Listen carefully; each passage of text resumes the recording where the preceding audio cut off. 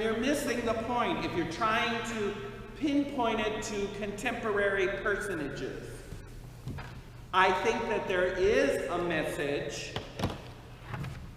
I think that these images do reference individual personages, like the woman clothed with the sun. I think it can and does point to our Blessed Lady, but I think it's a bigger image of something greater. It's an image of the church in its purest and noblest form. It's also a picture of Israel in its noblest and best form. And that transcends just having it be the Blessed Mother and only that. You see what I mean? Same thing with the beast. You could point to the beast in Revelation 13 and say it's Nero or Domitian or any of the Caesars that persecuted the early church. And I think that there's merit for that. But I think in general it's greater than that. I think it's bigger. It's any political leader that opposes God. You see that? It's not just person X. There's more to it. I think you can point to person X, but I think there's more to this image that transcends all of history. Does that make sense? Okay. So, and the reason I keep harping on this is because I know many of you listen to non-Catholic Christian radio or television, and they're on YouTube or on regular television stations, and you'll hear a lot of well-meaning, well-informed, it seems, logical arguments from people saying, well, you know, the beast that rises up, that's Netanyahu in Israel. You know, and oh, you know, the beast that rises up, see, that's Trump. You know, it's the end of the world, or it's Putin, or it's this, or that. Oh, and we got proof. Oh, we looked it up, and oh, there's this and this. And it's like, it can sound really good. Except if you go back 50, 60, 70 years ago, you'll find out that the beast that rises out of the sea was Hitler. And Bible preachers back then were saying Hitler was the Antichrist. And the World War was on, and this is the end of the world. And was it? No. And I think that that's where you get into trouble, is trying to assign it when it doesn't fit fully. But it sounds fantastic. It sounds dramatic and interesting. Ooh, what if Hitler is here? Oh, you know, he's taking over Europe. Oh, he's going to take over the world. Oh, and it's this and that. You see how it can fuel this kind of thing? Because with it, I think there is a sincere understanding or a sincere longing to say, if Hitler is the Antichrist, that means Jesus is coming back soon. Oh, I want to see Jesus come back and put Hitler in his place, like it says in the book of Revelation. You see what I mean? So if we start assigning these images to personages now, then we go, oh, well, then Jesus is coming back soon, and he's just going to right everything, and finally we get this mess over with, and we get on to some holy living. Right? And that's a noble idea, but you're not going to bring Jesus back any quicker than he's going to come. And trying to make something fit where it doesn't is not going to help. Because God's not interested in your timetables or your theories. God's got this all figured out from the beginning, and all of your speculation ain't going to be worth anything. And in fact, the people back then that were saying Hitler was the Antichrist missed a lot of the major signs. It just would not fit if you really looked at it.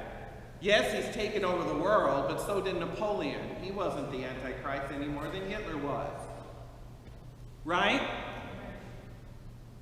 What was missing? This sense of demagoguery that he claims to be God. Hitler never did that. He may have been a megalomaniac, but he never outright claimed to be God. When the Antichrist shows himself, he will claim to be God and will cause all to worship him. And here's the other side of it. People will believe it and do it. And he's going to have a good PR man, the false prophet, who's going to perform all kinds of wonders so that it'll make people believe that he is this God come to us. You see, Hitler never had any of that. I mean, he had Himmler, but that's a propagandist. That's not a false prophet. You know, some may argue, well, the stuff he was saying, not in the same way that I'm talking about. You see that? These are major signs that will point to who this personage is. When he does appear, there'll be no doubt who he is. And I'll tell you this, some of your Catholic friends will even buy it for a while. You go, how can that be? Because our Lord himself said that this deception will be so strong that even some of the elect might be deceived. That's how powerful this is. People saw through Hitler. He knew that he was just, I mean, he was a joke for a while. I have an emergency. I mean, people used to compare him to Charlie Chaplin. I mean, for heaven's sake, he looked like him, and no one took him that seriously. Until he started taking over the world, you know, and then, you see what I mean? This character, whoever he is going to so sweep the hearts of people that you're going to look like a real nut job if you don't follow him. Do you see that? So don't be deceived, my brothers and sisters, by any smooth-talking so-called Bible teacher on the radio or television saying, oh, it's Putin, oh, it's Trump, oh, it's Hillary Clinton, oh, it's this, it's that. It's sensationalism at best. None of those people have any of the qualities that come close to what I see in the scriptures about who the character of the Antichrist is. Is that clear? Okay? So again, do not be deceived. Well, I don't care.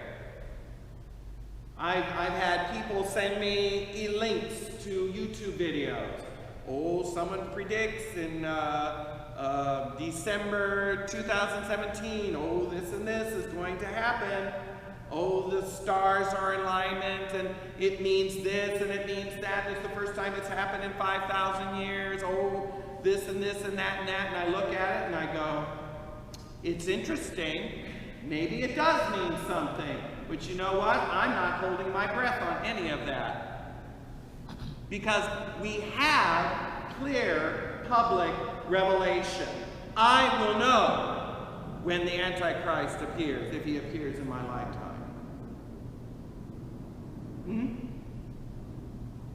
And I'll tell you this, it's not any time soon that I can see. How can you be so sure?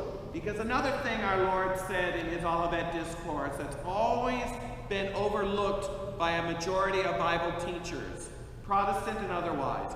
One of the things our Lord said was, when he comes back, will he find faith on the earth? No. Well, not necessarily no per se, but it means that there will be a lack of faith on the earth. There will be a draining of faith. And Paul says as much in his second letter to Thessalonians. He says, before the man of sin appears, he says that there will be a great apostasia, an apostasy, a falling away from the faith that will occur. And that must occur first. So when I look at EWTN or I hear Catholic radio talking about events such as this, a rosary crusade for the whole world or for the United States, or I hear in Poland how the whole country surrounded Poland and prayed the rosary, that's not a lack of faith, my brothers and sisters. When the Pope goes to the Philippines and 8 million people are estimated to be at the Mass, you hear what I'm saying? That's not a lack of faith. There is a lot of faith. There is a lot of charity. There is a lot of hope in the world. What our Lord is talking about is as it was in the days of Noah, so it will be when the Son of Man appears. What does that mean? I think part of what it means is this. When you look at when Noah was preaching, how many people did he convert in his lifetime? 8. Period. How long did he preach? 120 years. And he got 8 converts. That's what I'm talking about. Or as it was in the days of Lot. How many people were saved out of Sodom and Gomorrah before it was destroyed? 4 people, and one of them became a pillar of salt. And then the other 2, well, we won't go into that. The point is, out of an entire city, only 4 people escaped, and 1 really did not. So 3 people. That's what I'm talking about. It's when you preach and teach and you show and share Jesus and you get nothing. Then you know the time is getting near. But when you see these huge crowds, when you see this kind of faith, no. And that, my brothers and sisters, is part of the restraining force that's keeping the Antichrist at bay, if you will. The restraining force is the church active and alive in the world. When the church falls into apostasy, that's when evil will really rise. So don't be worried, the sky is falling from these Bible preachers and teachers that you hear on the internet or wherever. Well, my friend sent me this link and it was those guys. Baloney. Well, they can't all be wrong. Someone's got to be right. Well, my goodness, if you play the lottery forever, you'll eventually hit something. You know what I mean? If we're going to predict the end of the world, someone's eventually going to be right. But is it going to be this year, next year, the year after that? Not unless there's a major change in the world. Could it happen that quick? Yes. Is there anything preventing Jesus from coming back right now? No. That's why we always have hope. But don't worry about the end of the world. Don't worry about the coming of the Antichrist. Worry about your own soul right now. That's what matters. God isn't going to ask you, how much did you prepare for the end of the world? He's going to ask you, did you feed the hungry? Did you clothe the naked? Did you visit the sick? Welcome the stranger? Because I tell you, whenever you did it to me. Right? And whenever you did not do it, guess who you did not do it to? Got it? We know what the final exam is going to be. Jesus told us. It's no mystery.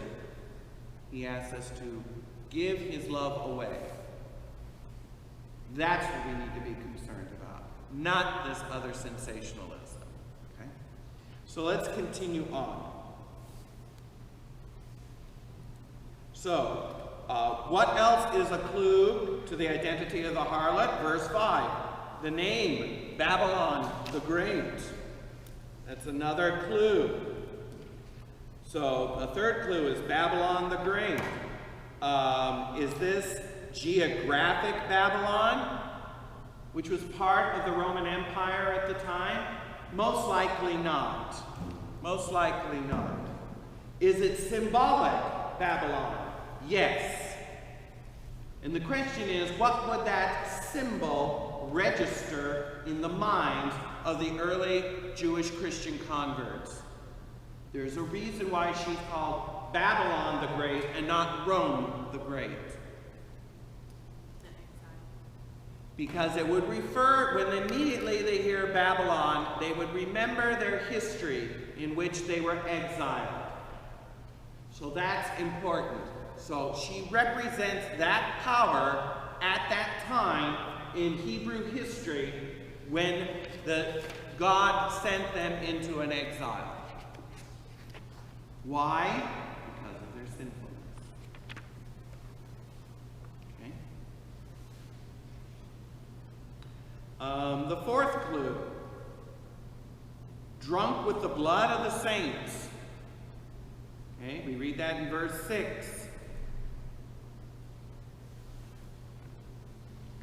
What does that mean? It's a place where a lot of righteous were martyred. Is it Rome?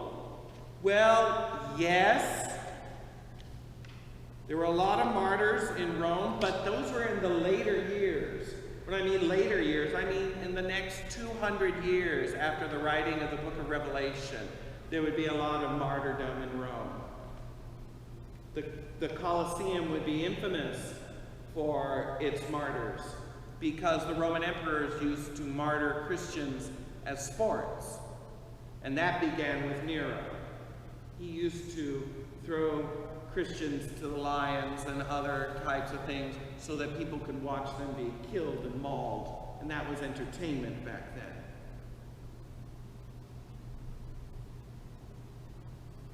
Oh, how barbaric. Have you ever watched modern television today?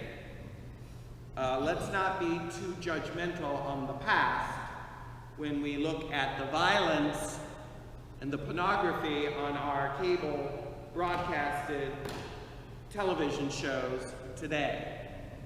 I don't think we've progressed too far from ancient Rome. All right? Enough said on that.